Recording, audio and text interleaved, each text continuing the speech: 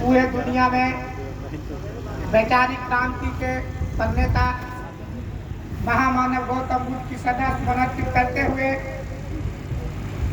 बोधिसत्व विश्व रत्न भारत के संविधान निर्माता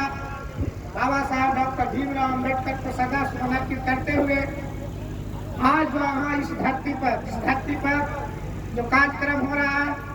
इसी कुत्था की धरती पर अपने जान के खून की बलि देकर शहीद होकर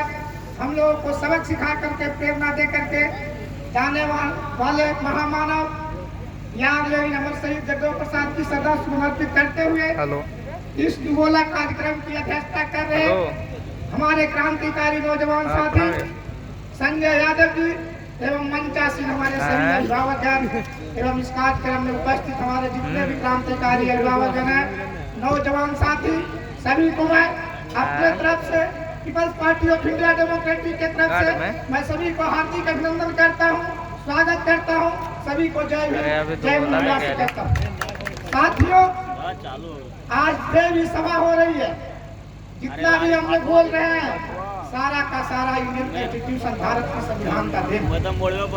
और आज भारतीय संविधान के लोग सहारा लेकर के और वहाँ जाते हैं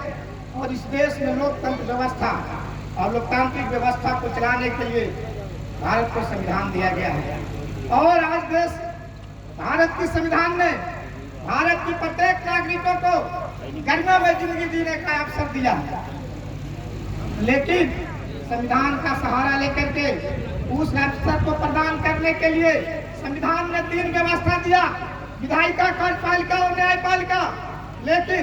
विधायिका में जाने वाले लोग और विधायिका में जानने के लिए भारत के संविधान ने व्यस्क मताधिकार दिया,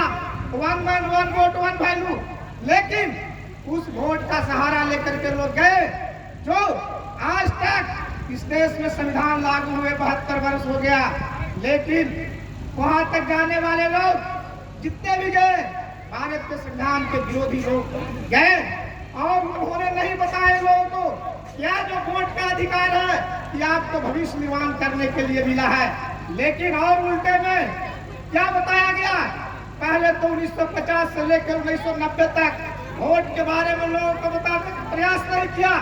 और कुछ लोगों का जो हमारे नायकों ने जन जागृति चलाई